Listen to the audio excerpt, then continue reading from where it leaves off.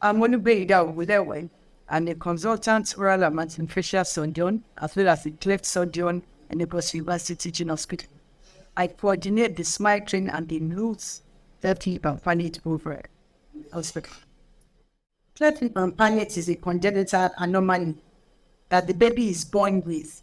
And this anomaly usually involves the lip, the gum, and the roof of the mouth, which we call the palate. And these anomalies can come in various forms and various combinations. At times, the children can have only the lip, they can have the lip and the gum, they can have only the palate, and then they can even have lip, gum, and palate. The cause is not really fully known, it's not really fully understood, but there are some risk factors that have been associated with it. And we believe there is a combination of two main factors.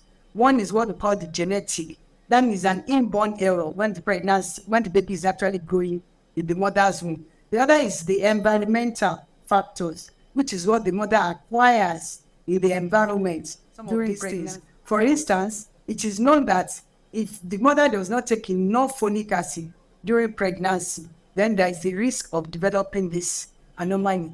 Also, there are some drugs that the mothers take during pregnancy, particularly when the pregnancy is about 7 weeks to 9 weeks, because this is the period that the face is actually formed while in the womb. So, and cleft lip and palate, I will say, is not a cause. Any child that has this anomaly can live a normal life because it can be repaired.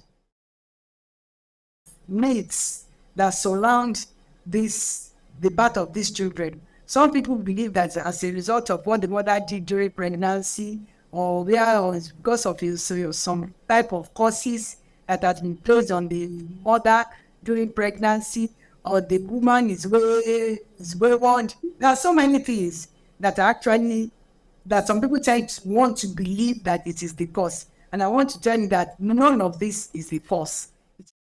So, at the Lagos University Teaching Hospital, we actually provide a comprehensive cleft care that involves different specialists. As I've mentioned earlier on, you have the surgeon, you have the speech therapist, you have the nutritionist, we have the orthodontist, you have the nurses, you have the clinical psychologists, you have all of them, so that these children can live a normal life by the time we complete their treatment. For some years, we have been running this program free of charge, courtesy of Smile Dream and an NGO from the United States of America. We have been running it for the past 15 years and we have done close to 1,000 surgeries.